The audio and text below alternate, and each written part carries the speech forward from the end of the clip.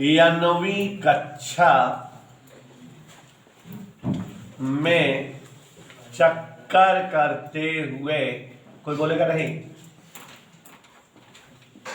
9वीं कक्षा में चक्कर करते हुए इलेक्ट्रॉन का गतिज ऊर्जा, स्थितिज ऊर्जा, संपूर्ण ऊर्जा जब निकाले थे, करते हुए इलेक्ट्रॉन की संपूर्ण ऊर्जा ई सफिक्स एन, माने 9वीं कक्षा में चक्कर करते हुए इलेक्ट्रॉन की ऊर्जा आई थी बेटा -RCH बटा n², यही आया था ना, याद आया? और ये था हाइड्रोजन परमाणु के लिए। किसके लिए बेटा? हाइड्रोजन परमाणु के 9वीं कक्षा में चक्कर करते हुए, वैसे ऊपर डाल दो, चक्कर करते हुए इलेक्ट्रॉन की संपूर्ण ऊर्जा En बराबर -RCH अपान n², याद आया?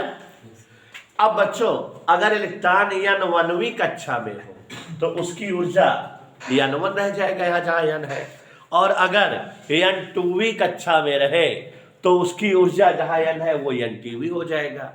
इलेक्ट्रॉन अगर n1वीं कक्षा से n 2वीं कक्षा में जाए और फिर अपनी ऊर्जा उत्सर्जित करते हुए पुनः जो है उस कक्षा से निम्न कक्षा में आए तो ऊर्जा उत्सर्जन के लिए सूत्र होगा डेल्टा E बराबर E2 - E1 के हिसाब से En2 - En1।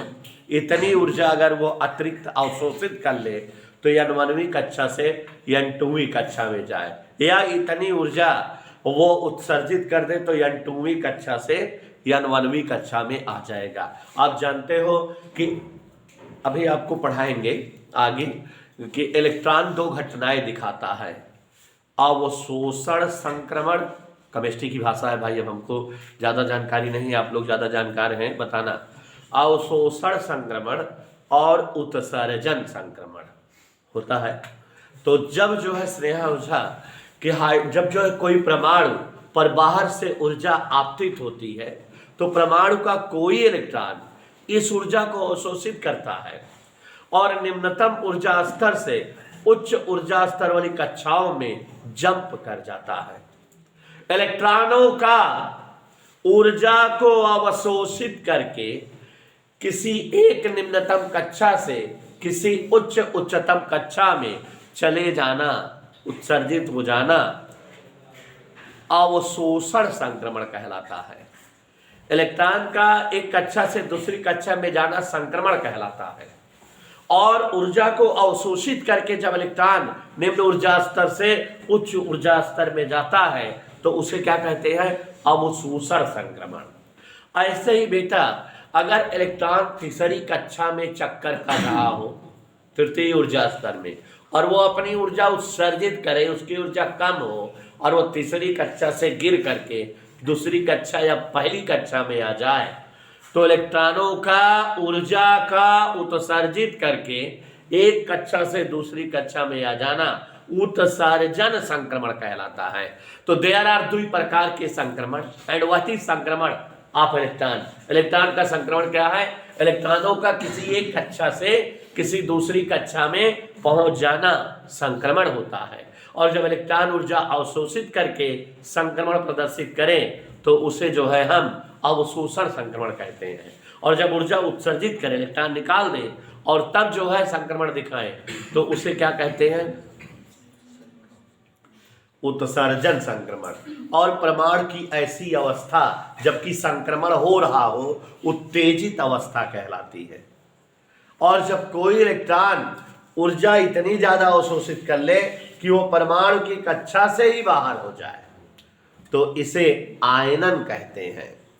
और तब जो है आवश्यक ऊर्जा आयनन ऊर्जा कहलाती है। इस दौरान परमाणु का विभव आयनन विभव कहलाता है। परमाणु की यह अवस्था आयनित अवस्था कहलाती है, घटना आयनन कहलाती है। और एक कक्षा से दूसरे कक्षा में जाना संक्रमण कहलाता है। परमाणु की यह अवस्था संक्रमित अवस्था कहलाती है। और इस समय जो विभव होता है उत्तेजित विभव या उत्तेजन विभव कहलाता है। ऐसे बहुत सारी लंतरानी पढ़ेंगे हम लोग।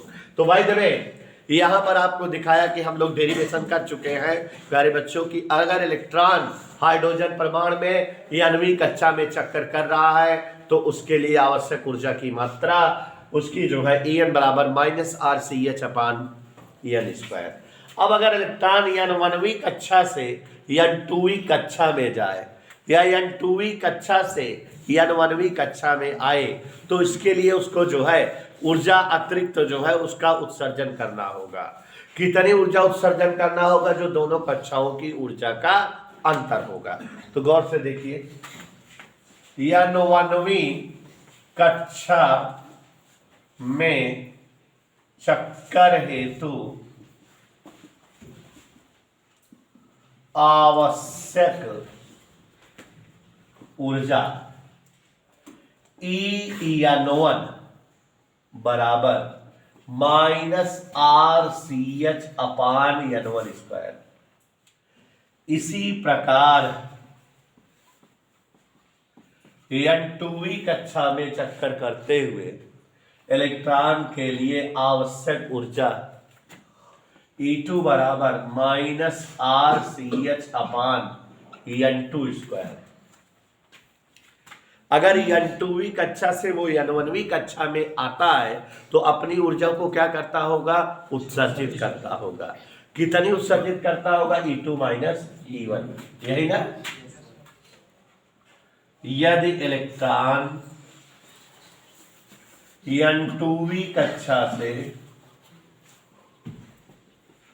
N1वीं कक्षा में आए तो इलेक्ट्रॉन द्वारा उत्सर्जित ऊर्जा डेल्टा E बराबर En2 - En1। Any doubt to anybody?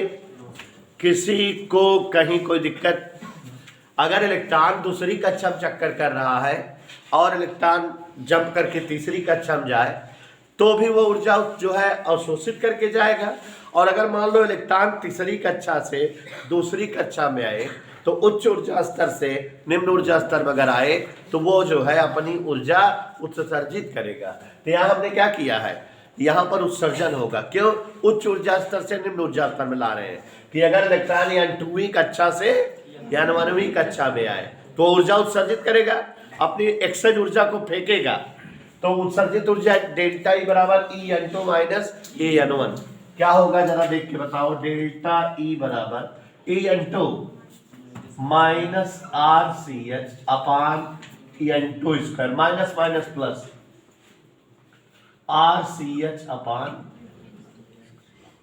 और ये हो गया बेटा डेल्टा E बराबर RCH1/N1² -1/। Any doubt? और एक बात कहना चाहूंगा कि बोहर सिद्धांत आप पढ़ते हो। बोहर सिद्धांत की 3 परिकल्पनाएं हैं। पहली परिकल्पना है कि इलेक्ट्रॉन केवल उन्हीं कक्षाओं में चक्कर करते हैं जिनके लिए उनकी जो है कोणीय संवेग का मान कक्षा संख्या के h/2π गुना हो। और दूसरा क्या पढ़ते हो? दूसरा पढ़ते हो कि भिन्न भिन्न कक्षाओं में जब चक्कर करता है इलेक्ट्रॉन जिनके लिए कोणीय संवेग कक्षा संख्या के h/2π गुना होता है, वे स्थायी कक्षाएं होती हैं और इन कक्षाओं में चक्कर करता हुआ इलेक्ट्रॉन ऊर्जा उत्सर्जन नहीं करता।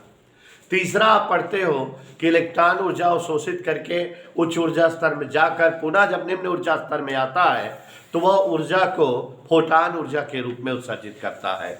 तो ये डेल्टा E फोटान ऊर्जा के रूप में प्राप्त होगी। इधर क्लियर? बोहर सिद्धांत से गौर से देखिएगा, बोहर सिद्धांत से इलेक्ट्रॉन द्वारा उत्सर्जित ऊर्जा किस रूप में प्राप्त होती है? डेल्टा E बराबर फोटान ऊर्जा। याद करो फोटान ऊर्जा का सूत्र क्या होता है? hc/λ या hν, यही होता है ना। समीकरण 1 और 2 से क्या पता लग गया?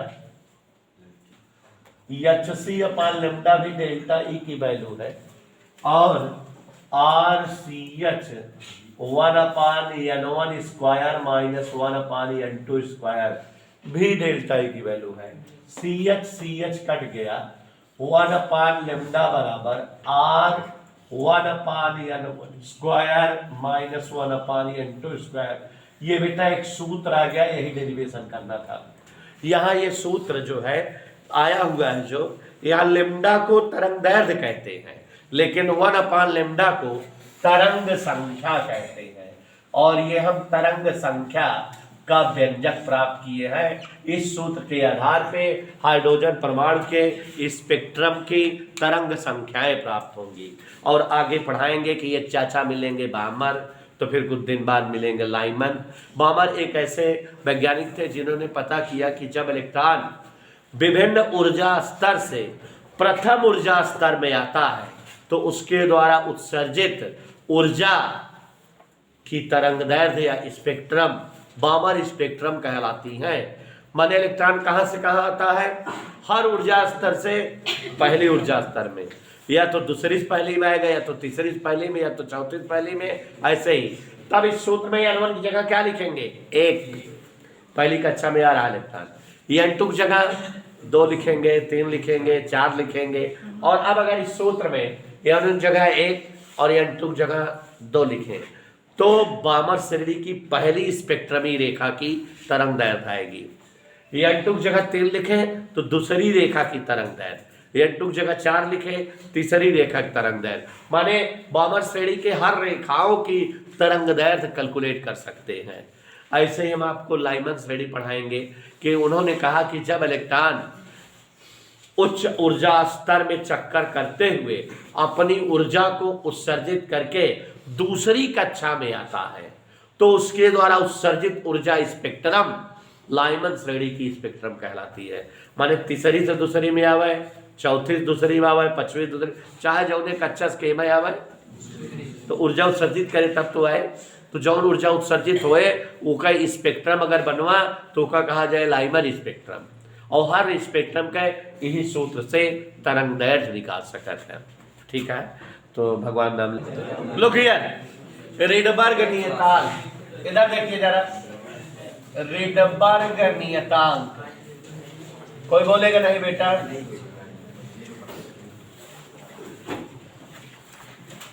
परमाणु की कक्षाओं में चक्कर करता हुआ जो इलेक्ट्रॉन है,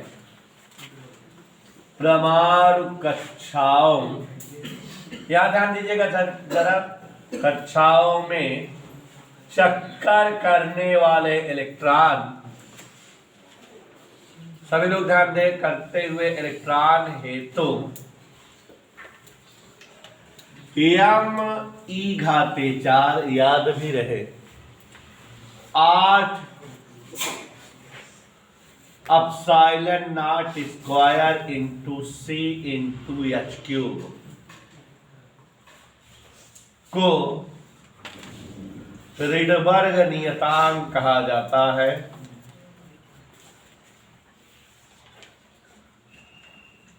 क्या कहा जाता है बेटा? रीडबर्ग नियतांक। ध्यान से देखिए, रीडबर्ग नियतांक इतने पदों को कहा जाता है, हमने सेट किया था कल। R बराबर m(e⁴) 8 ε0 स्क्वायर C h³। यही रीडबर्ग नियतांक होता है। कल की क्लास में भी सेट किए थे, कल या परसों में। यहाँ m की जगह 9 × 10⁻31 सुने बेटा, समझ 1.6 × 10⁻19 8 × ε0 स्क्वायर 8.85 × 10⁻12 का होल। इधर टोके 3 × 10⁸ 6.6 × 10⁻34। सभी पदों के मान ज्ञात है कि नहीं? ज्ञात है ना? अगर इन्हें हल किया जाता है तो 1.09 × 10⁻7 प्रति मीटर ये आ जाता है आर की वैल्यू। तो रीडबर्ग नियतांक आर की वैल्यू ये है। कभी पूछता है 1 नंबर का, रीडबर्ग नियतांक का क्या होता है, मान बताओ, इसका क्या प्रयोग है।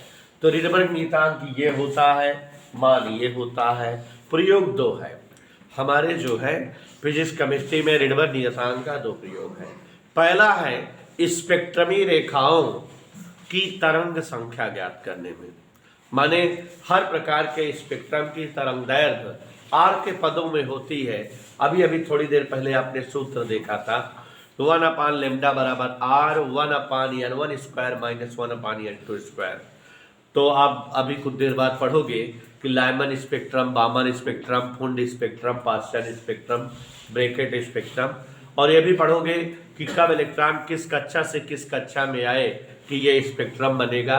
हर प्रकार के स्पेक्ट्रम की तरंगदैर्घ्य आप, तरंग संख्या आप आर के पदों में ही निकाल पाओगे, क्योंकि सूत्र जो है 1/λ बराबर R 1/n1 square minus 1/n2 square, तो आर था सूत्र में।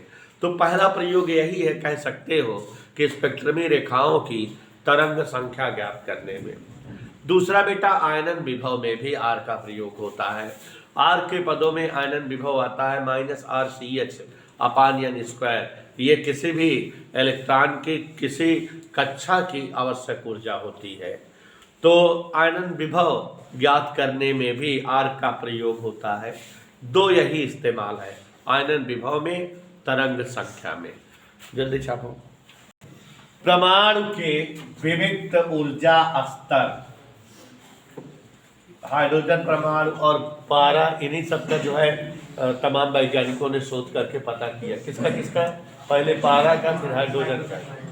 परमाणु के विविक्त ऊर्जा स्तर, आवाज नहीं लिखिए। परमाणु की भिन्न भिन्न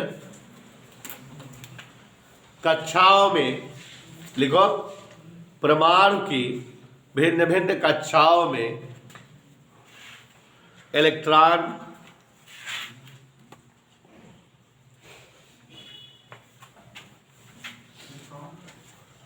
भिन्न भिन्न ऊपर ऊर्जा की मात्रा से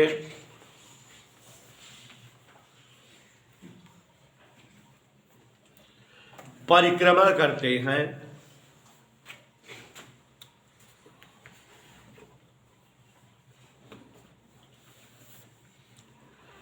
इस प्रकार परमाणु की ऊर्जा के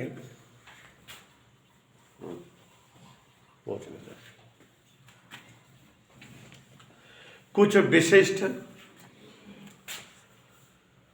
परमाणु की ऊर्जा के कुछ विशिष्ट, लो बेटा इसे हाथ पे पूछ लेना, कुछ विशिष्ट मान ही होते हैं।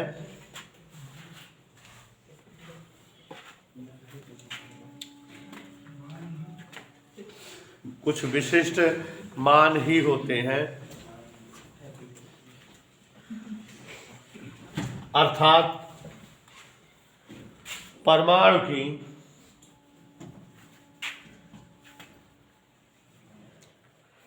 सुनिश्चित ऊर्जा अवस्थाएं होती हैं।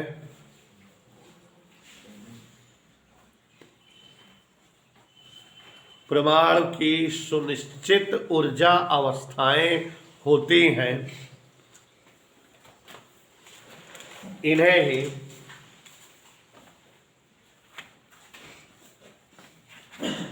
परमाणु के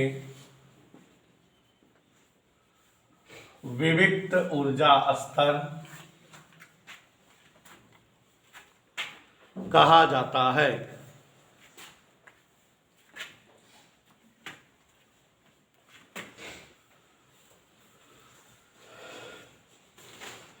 फ्रांक हुआ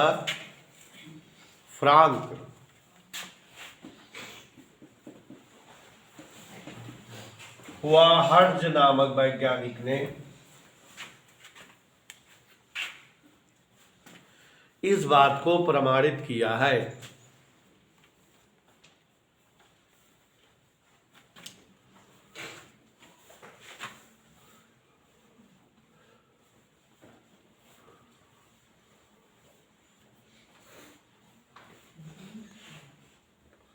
लिखे बेटा।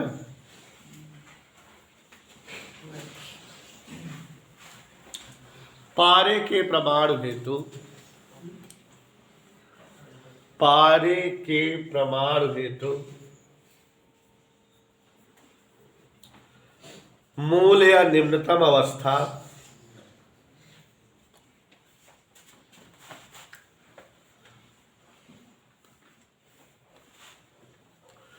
यदि शून्य हो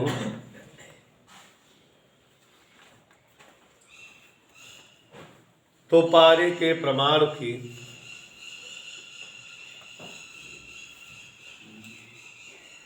अन्य उत्तेजित अवस्थाएं, पारे के प्रमाण की अन्य उत्तेजित अवस्थाएं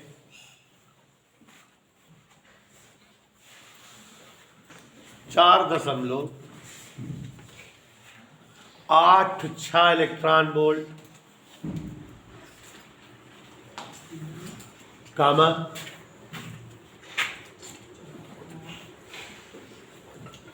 6.67 इलेक्ट्रॉन वोल्ट,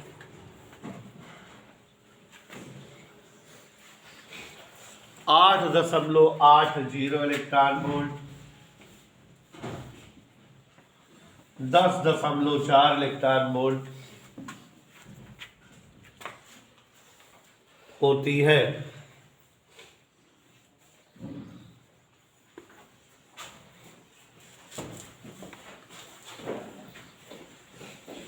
अंतिम ऊर्जा अवस्था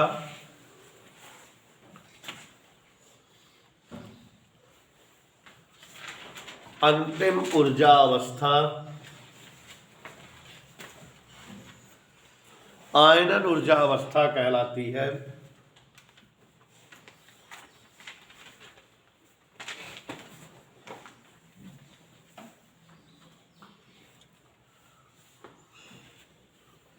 तथा सभी ऊर्जा अवस्थाओं का आरेख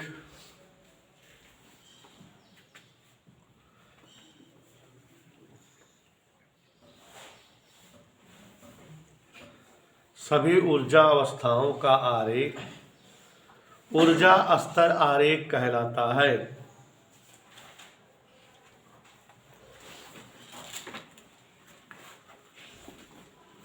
ऊर्जा स्तर आरेख कहलाता है। नई लाइन से, जब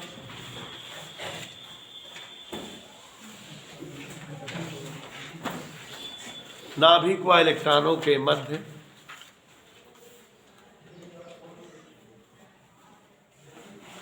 नाभिक व इलेक्ट्रॉनों के मध्य स्थिर वैद्युत ऊर्जा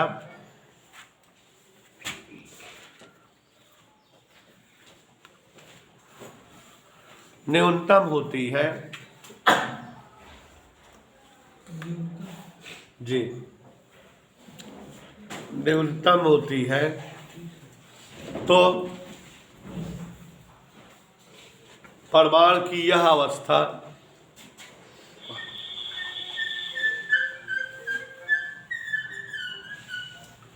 मूल अवस्था या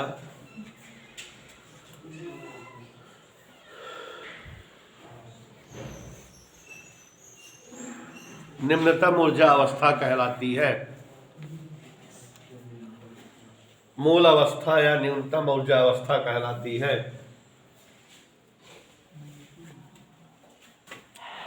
जब परमाणु को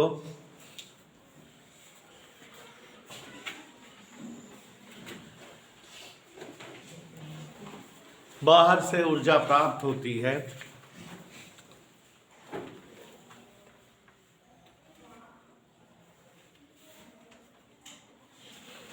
तो यह अपनी निम्नतम ऊर्जा अवस्था को छोड़कर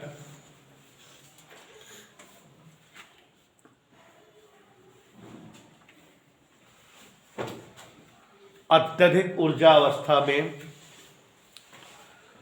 पहुंच जाता है।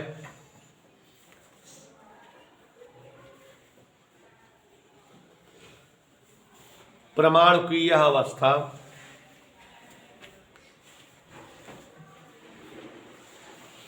उत्तेजित अवस्था कहलाती है।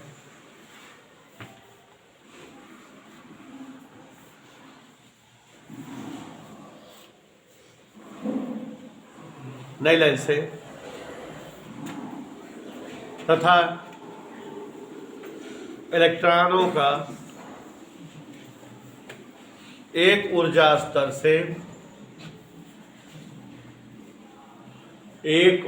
स्तर से किसी दूसरे ऊर्जा स्तर में जाना संक्रमण कहलाता है।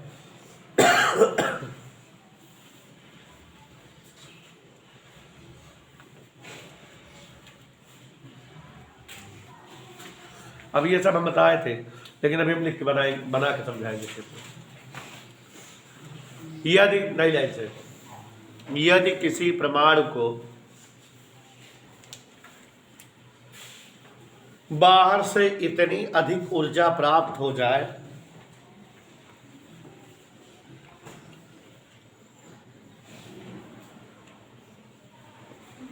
कि इसका कोई इलेक्ट्रॉन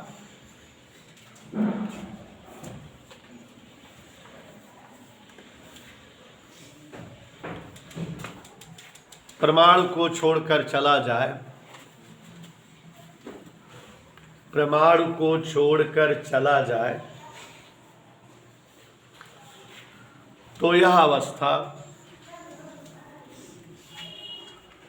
आयनित अवस्था कहलाती है।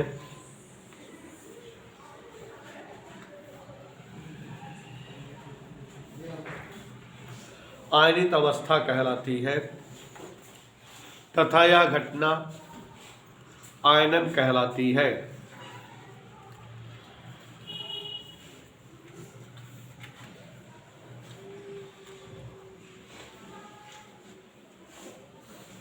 नई लाइन से,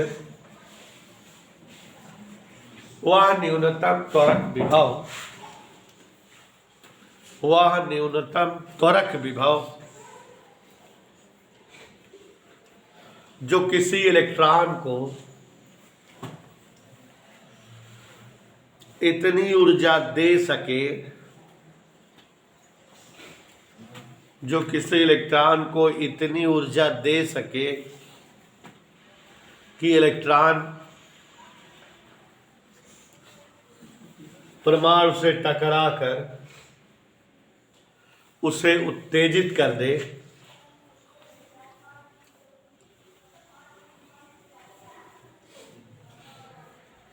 उत्तेजन विभव या ऊर्जन विभव कहलाता है।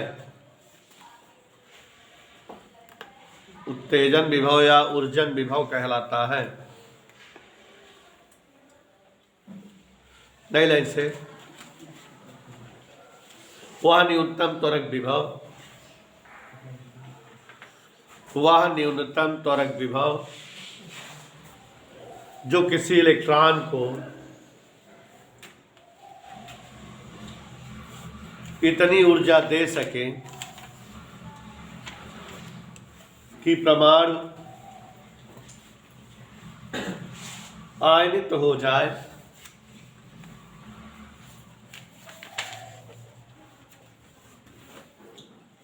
आयनन विभव कहलाता है।